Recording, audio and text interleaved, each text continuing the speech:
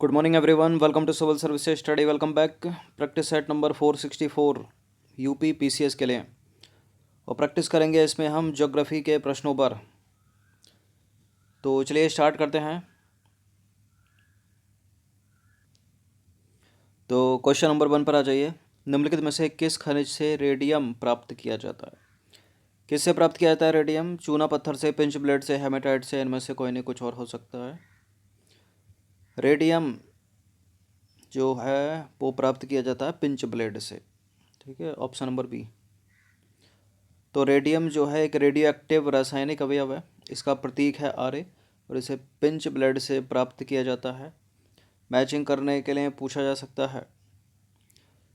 Question number 2 पर आ जाइए। Uranium के सर्वाधिक भंडार हैं ऑस्ट्रेलिया में, कनाडा में, दक्षिण अफ्रीका में, ब्राज़ील में, बताइए। देखिए प्रश्न दो तरह से पूछा जाता है। ठीक है, और बहुत पूछा गया 14, 15, 16 और 17 के बीच में। यूरेनियम के सर्वाधिक भंडारण के ऊपर पूछेगा और उत्पादन के ऊपर पूछेगा। ये दो अलग अलग बातें हैं। भंडारण में कोई और प्रथम है और उत्पादन में कोई और प्रथम है। तो यूरेनियम का जो सर्वाधिक भंडार है, जो रिज़र्व है, वो दुनिया में, विश्व में कम से कम 1/3 तो ऑस्ट्रेलिया के पास है। ठीक है, तो ऑस्ट्रेलिया इसका उत्तर हो जाएगा।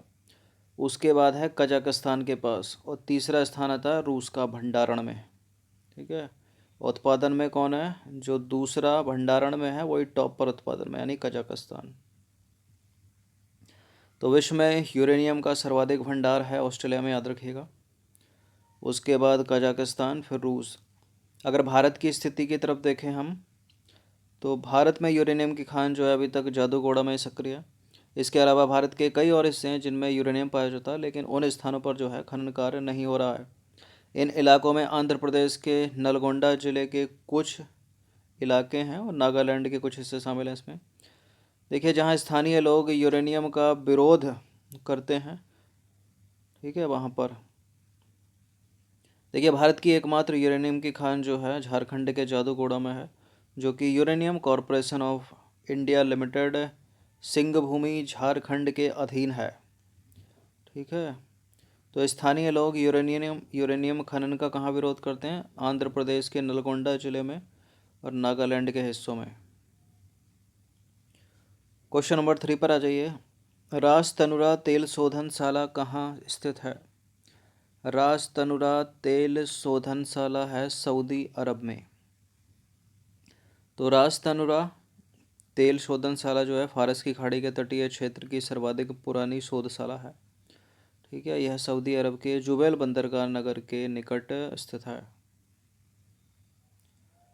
क्वेश्चन नंबर 4 पर आ जाइए। प्राकृतिक कपूर प्राप्त होती है कहाँ से? प्राप्त होता है प्राकृतिक कपूर किसी चट्टान से, झाग से, देशज पौधे से, या समुद्री ज्वार भाटा के अवसाद से, बताइए। हिमालय पर्वत के ऊंचे स्थानों की चट्टान से प्राप्त नहीं होता प्राकृतिक कपूर। वेनेजुएला में एंजल जलप्रपात के झाग से प्राप्त नहीं होता। अब कपूर झाग वाग से कब से प्राप्त होगा? क्या ब्लंडर मिस्टेक है? चीन तथा जापान के एक देशज वृक्ष से प्राप्त होता है कपूर। ठीक है, ज्वार भाटे के अवसाद से भी नहीं। तो कपूर वाष्पशील वनस्पतिक द्रव्य है। चीनी अथवा जापानी कपूर जो है लॉरेंसी कुल के सिनामोमस केफेरा, ठीक है, नामक वृक्ष से प्राप्त होता है। तो एक वृक्ष है जिससे कपूर प्राप्त होता है। क्वेश्चन नंबर 5 पर आ जाइए। निम्नलिखित में से कौन सही सुमेलित नहीं है? डॉनबास बेसिन के सामने कोयला लिखा है, मेसाबी रेंज के सामने तांबा लिखा है, मोसूल के सामने खनिज तेल और ट्रांसवाल बेसिन के सामने सोना लिखा है। ये मोस्ट इम्पॉर्टेंट प्रश्न होते हैं इस तरह के, और पूछे ही जाते हैं यूपी पीसीएस में मैच करने वाले। ठीक है, प्रश्नों की संख्या है 150, काफ़ी अधिक संख्या है, और ऐसे कम से कम 8 से 10 प्रश्न आते हैं मैचिंग वाले। तो डॉनबास बेसिन कोयले के लिए है, मोसूल खनिज तेल के लिए, ट्रांसवाल सोने के लिए। ठीक है, मेसाबी रेंज लौह अयस्क के लिए है, तांबे के लिए नहीं है। तो मेसाबी रेंज जो है अपने लौह अयस्क के लिए जाना जाता है, अन्य सारे के सारे करेक्ट हैं। क्वेश्चन नंबर 6 पर आ जाइए। निम्नलिखित में से किस खनिज के कारण चिली प्रसिद्ध है? चिली में क्या होता है, किस लिए प्रसिद्ध है चिली? चांदी लाकर गलत मत कर दीजिएगा इसको अगर कहीं आए तो ऑप्शन में। ठीक है, नाइट्रेट के लिए है चिली। तो नाइट्रेट जो है प्राकृतिक रूप से चिली और पेरू में व्यापक पैमाने पर पाया जाता है। उत्तरी चिली में स्थित अटाकामा डेजर्ट नाइट्रेट का बहुत बड़ा स्रोत है। नंबर 7 है, निम्नलिखित में से कौन सा सही सुमेलित नहीं है? चीन का अनसन लोहा इस्पात के लिए, यूएसए का डेट्रॉयट ऑटोमोबाइल के लिए, रूस का मॉस्को पोत निर्माण के लिए और जापान का ओसाका वस्त्र उद्योग के लिए। बताइए कौन सा इनकरेक्ट है? कौन सा इनकरेक्ट है? चीन का अनसन लोहा एवं इस्पात के लिए, डेट्रॉयट यूएसए का ऑटोमोबाइल के लिए। कॉम्पिटिटिव एग्जाम का फेवरेट है, बहुत पूछते हैं इसको, कहाँ है, किस लिए है प्रसिद्ध। जापान का ओसाका वस्त्र निर्माण के लिए और रूस का मॉस्को पोत निर्माण के लिए नहीं है। ठीक है, गलत है सी स्टेटमेंट।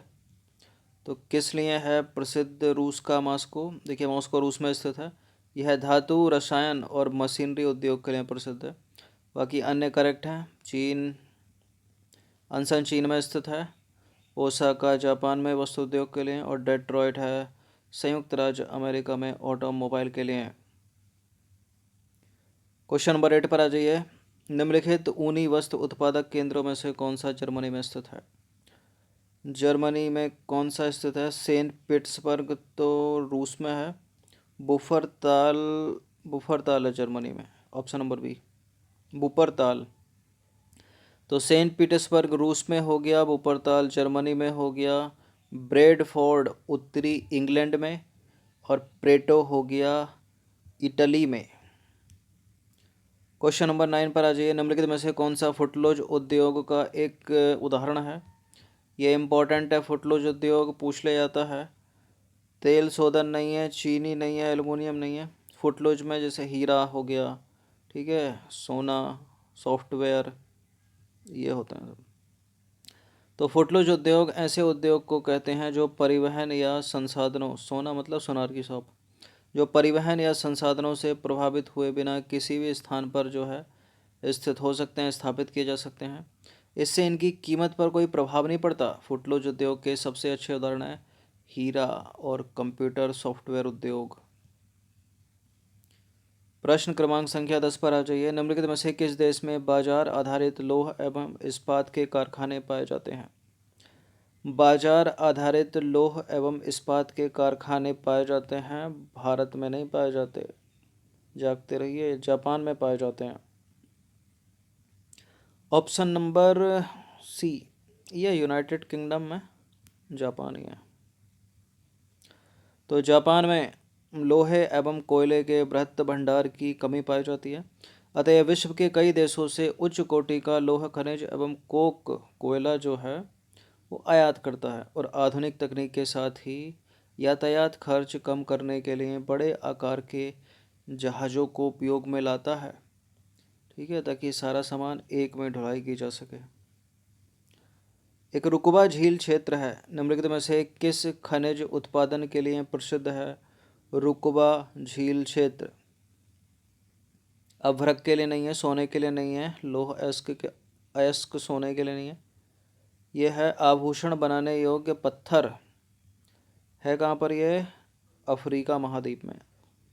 तो रुकबा झील क्षेत्र जो है अफ्रीका के तंजानिया में आभूषण बनाने योग्य अनेक पत्थरों की प्राप्ति होती है यहाँ से। और इस क्षेत्र में जो है कोयला खनन का भी काम जो है वो हुआ है, यानी कोयला खनन भी हुआ यहाँ पर। क्वेश्चन नंबर 12 पर आ जाइए। उत्तरी अमेरिका का जो सुपीरियर झील क्षेत्र है वो प्रसिद्ध है। देखिए नॉर्थ अमेरिका में जो ग्रेट लेक्स हैं, कॉम्पिटिटिव एग्जाम की फेवरेट हैं वो पांचों, और बहुत पूछते हैं इसको उनको, चाहे उत्तर से पश्चिम से पूर्व की ओर पूछ लें या पूर्व से पश्चिम की ओर पूछ लें। पश्चिम से पूर्व की ओर उनका क्रम क्या है? Superior, Michigan, Hurun, eri, Ontario. ठीक है, तो जो सुपीरियर झील क्षेत्र है वो है लौह अयस्क भंडार के लिए, ऑप्शन नंबर ए। तो ये देखिए उत्तरी अमेरिका का सुपीरियर झील क्षेत्र लौह अयस्क भंडार के लिए प्रसिद्ध है, जबकि अपलेशियन क्षेत्र है कोयला भंडारण के लिए, याद रखिएगा। ऑस्ट्रेलिया का कुलगार्डी जो प्रांत है वो कहाँ पर स्थित है? कुलगार्डी ऑस्ट्रेलिया के जिस प्रांत में स्थित है वो है western Australia, option number D. तो कूलगार्डी पश्चिमी ऑस्ट्रेलियाई प्रांत में स्थित है और यह सोने की खान के लिए प्रसिद्ध है और इस क्षेत्र में सोने की खोज हुई थी 1892 में। तो क्यों है प्रसिद्ध कूलगार्डी? सोने का खनन होता है यहाँ पे, खनन खनन। टिन मिलता है कायांतरित शैलों से, प्लेशर निक्षेपों से, उपरोक्त में से कोई नहीं या दोनों से।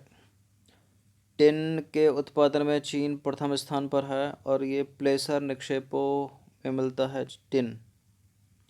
तो विश्व में प्राप्त होने वाली टिन की 80% मात्रा प्लेसर निक्षेपों से प्राप्त होती है और यह निक्षेप रिवर वेड्स में पाए जाते हैं। अधिकांश प्लेसर निक्षेप साउथ ईस्ट एशिया में फैले हैं, ठीक है, दक्षिण पूर्व एशिया में, और उनमें भी टॉप पर है चीन।